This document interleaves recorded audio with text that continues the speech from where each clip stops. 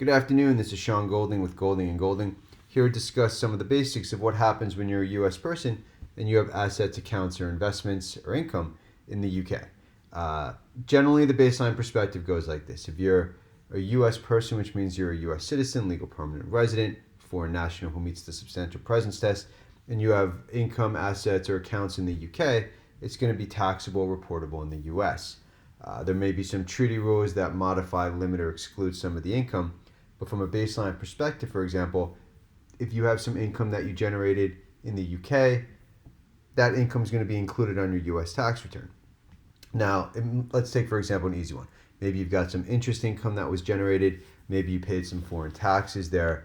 You should qualify for foreign tax credits in the US so that you're not necessarily paying double tax. Now, those foreign tax credits aren't always dollar for dollar.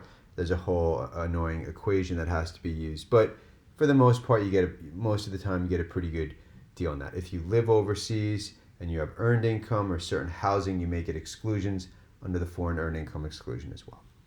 Now, in addition, there's also a ton of reporting requirements depending on the type of asset and the category and the value. FBAR, you might have heard of, FinCEN Form 114, FATCA, Form 8938, PFIC, Form 8621, et cetera, et cetera. Some income might be tax deferred in the UK depending on the treaty and how long a person has been in the US and what their status is. They may qualify for tax deferred treatment as well. But again, baseline perspective, US taxes US persons, not just US citizens, on their worldwide income. Okay, so some of the basics, common types of investments or accounts that people have in the UK, right? Your typical bank account, your common account, your daily account. Offshore accounts, not for any seedy purposes, just, you've got an account in Jersey or Guernsey or something like that. Investment accounts, these are all reportable, by the way. So your investment accounts, your Barclays stock account, any other stock or investment account that you might have. Mutual fund accounts, stock accounts, gambling accounts that you might have, things like that. Pension is going to be taxable and reportable in the U.S., but there's a very robust treaty between the U.S. and the U.K. on the pension rules. So you definitely want to kind of take a look into that. It's one of the few countries where if you're a U.S. person in the U.K. working for a U.K. employer, that U.K. employer is contributing into a UK type of retirement, then you can actually take some of that deductions on your US tax returns. A lot of countries don't offer that. And for the most part, during the growth phase, it's not taxable either.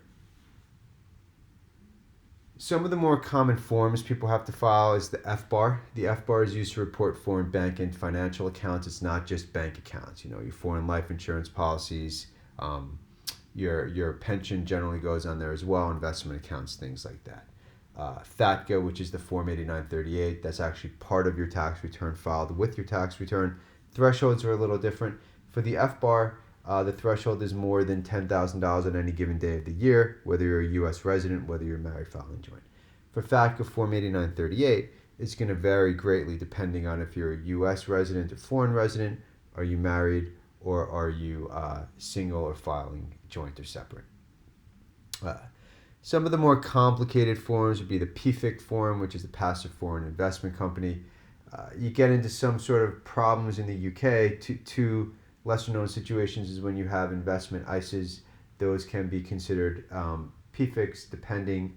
Certain of those personal pensions, where you just have a pension, but it's not through your employer or what's called employer-born. You may just have a fund or two in there. You might be treading on PFIC territory. If you receive gifts from a foreign person in the UK and you're a US person, you may have to file a Form 3520. Trust reporting, depending on whether it's who owns it and whether there's any distributions or not, may require Form 3520 and 3520A. If you've got foreign entities, partnerships, you may have to file a Form 5471 or Form 8865. Those forms are truly annoying to do.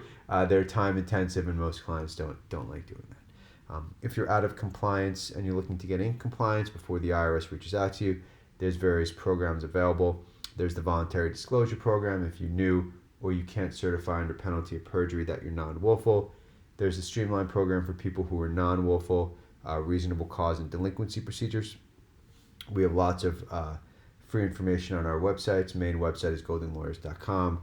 If you think it's appropriate, you can always reach out, schedule a reduced fee initial consultation. Again, my name is Sean Golding with Golding & Golding. Thank you for your time. Enjoy the rest of your day.